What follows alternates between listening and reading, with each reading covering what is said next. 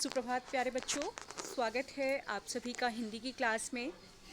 विद्यार्थियों, आज है 23 अगस्त और आज हम पढ़ेंगे कार्यपत्रक संख्या 20। आप देखेंगे कि हमारा जो आज का कार्यपत्रक है वह आपकी क्षितिज पाठ्य पुस्तक के काव्य खंड से है और हमारा उप विषय है कबीर की साखियाँ।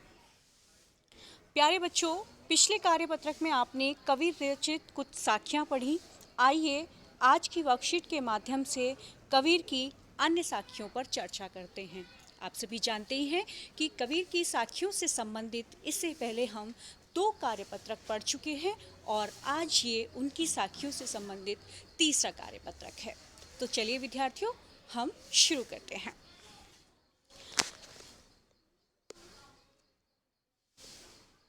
कावा फिर काशी भया, राम ही भया रहीम, मोट चून मैदा भया, बैठ कबीरा जीव। ऊंचे कुल का जन्मिया, जे करनी ऊंच न होई, सुबरन कलश शुरु भरा, साधु निंदा सोई।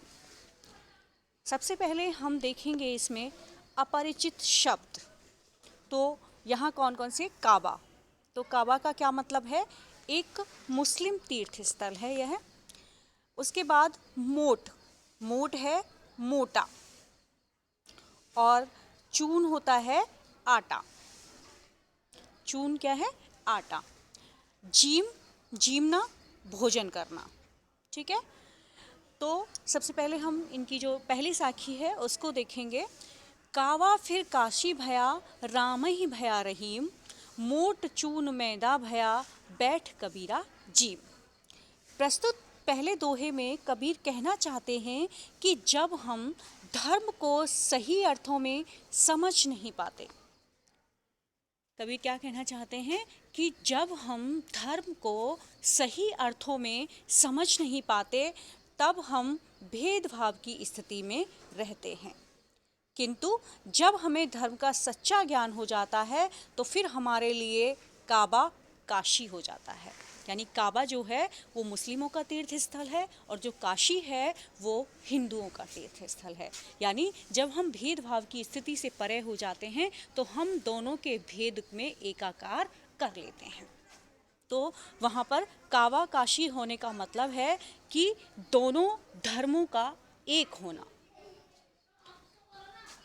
आगे, और राम रहीम हो जाते हैं। जो राम हैं वो रहीम हो जाते हैं। यानी लोगों को जब ज्ञान की स्थिति आ जाती है और भेदभाव समाप्त हो जाता है तो वह दोनों में ईश्वर में एकाकार कर लेता है। राम और रहीम में कोई फर्क नज़र नहीं आता। फिर हमारे लिए मोटा चून मैदा है, इनमें कोई भेदभाव नहीं रह जाता। यह ठीक उसी प्रकार है जिस प्रकार विभिन्न प्रकार के अन्न को पीस देने पर वह पतला आटा हो जाता है। ठीक है। फिर उसमें अन्न का कोई भेदभाव नहीं रह जाता और कभी उसी प्रकार के आटे को भोजन के रूप में ग्रहण करते हैं। कबीर धर्म के सच्चे रूप को ही स्वीकार करते हैं। कबीर यहाँ पर एक उदाहरण के माध्यम से समझा रहे हैं। आप नीचे वाली लाइन में देखेंगे कि मोट चून मैदा भया, बैठ कबीरा जीम। जो चून, चून होता है जो बारीक आटा होता है और मैदा उससे भी ज़्यादा बारीक होता है।